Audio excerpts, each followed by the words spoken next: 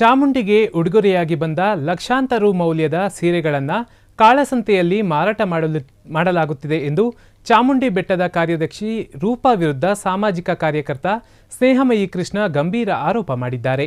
ಈ ಬಗ್ಗೆ ಮೈಸೂರಿನ ಕೃಷ್ಣರಾಜ ಪೊಲೀಸ್ ಠಾಣೆಗೆ ವಿಡಿಯೋ ಸಮೇತ ದೂರು ನೀಡಿದ್ದಾರೆ. ದೇವಿಗೆ ಉಡುಗೊರೆಯಾಗಿ ಬಂದ ಸೀರೆಗಳನ್ನು ಕಾರ್ಯದರ್ಶಿ ರೂಪಾ ಕಾರಿನಲ್ಲಿ ತುಂಬಿಸಿ ಸಾಗಾಟ ಮಾಡಲಾಗುತ್ತಿದೆ. ಯುವಕನೊಬ್ಬ ಕಾರಿಗೆ ಸೀರೆ ತುಂಬಿಸಿಕೊಂಡು ಹೋಗುವ ವಿಡಿಯೋ ಸಮೇತ ಕೆಆರ್ ಪೊಲೀಸ್ ಠಾಣೆಗೆ ಸ್ನೇಹಮಯಿ ಕೃಷ್ಣ ಇದೀಗ ದೂರು ನೀಡಿದ್ದಾರೆ.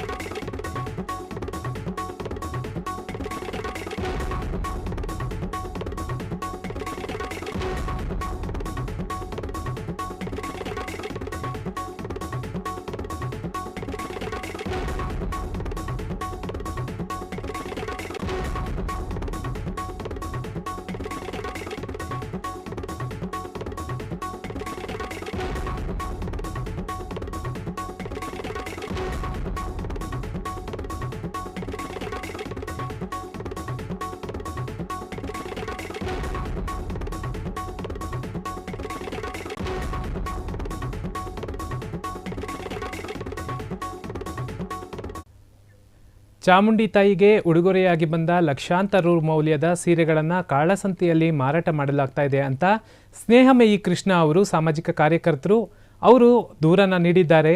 ಈ ದೂರಿನಲ್ಲಿ ಏನಿದೆ ಅಂತಂದರೆ ಕಾರ್ಯದರ್ಶಿ ರೂಪಾ ಅವರು ಈ ಸೀರೆಗಳನ್ನು ಅವರ ಕಾರ್ನಲ್ಲಿ ತುಂಬಿಸ್ಕೊಂಡು ಕಾಳಸಂತೆಯಲ್ಲಿ ಮಾರಾಟ ಮಾಡಲಾಗ್ತಾ ಇದೆ ಅಂತ ಕಂಡು ಬರ್ತಾ ಇದೆ. ನೋಡಿ, ಚಾಮುಂಡಿ ತಾಯಿಗೆ ಸಾಕಷ್ಟು ಜನ ಉಡುಗೊರೆಯಾಗಿ ಸೀರೆಗಳನ್ನು, ಅದರಲ್ಲೂ ರೇಷ್ಮೆ ಸೀರೆ ಅವ್ರಿಗೆ ಒಳ್ಳೆಯದಾಗಲಿ ಅಂತ ಹೇಳಿ ತಾಯಿಗೆ ಸೀರೆ ಕೊಡ್ತೀನಿ ಅಂತ ಹರಕೆಯನ್ನು ಕಟ್ಕೊಂಡಿರ್ತಾರೆ. ಆದರೆ ಹರಕೆ ಕಟ್ಕೊಂಡ ಭಕ್ತರಿಗೆ ಒಳ್ಳೇದಾಗ್ತಿದೆಯೋ ಇಲ್ವೋ, ಆದರೆ ಕಾರ್ಯದರ್ಶಿ ರೂಪಾ ಅವ್ರಿಗೆ ಮಾತ್ರ ತುಂಬ ಒಳ್ಳೇದಾಗ್ತಾ ಇದೆ.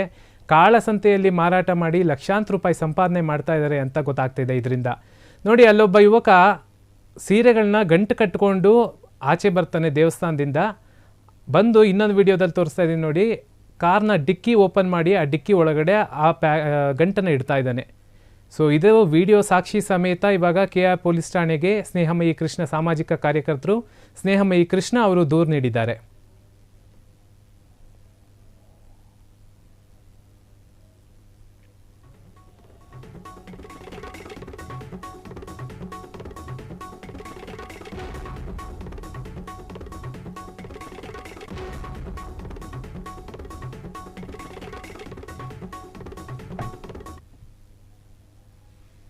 ಕ್ಷಣ ಕ್ಷಣದ ಸುದ್ದಿಗಳಿಗಾಗಿ ಫ್ರೀಡಂ ಟಿವಿ ಸಬ್ಸ್ಕ್ರೈಬ್ ಮಾಡಿ, ಲೈಕ್ ಮಾಡಿ ಹಾಗೂ ಫಾಲೋ ಮಾಡಿ. ಹೊಸ ಸುದ್ದಿಗಳ ನೋಟಿಫಿಕೇಶನ್ಗಾಗಿ ಬೆಲ್ ಐಕಾನ್ ಮೇಲೆ ಕ್ಲಿಕ್ ಮಾಡಿ.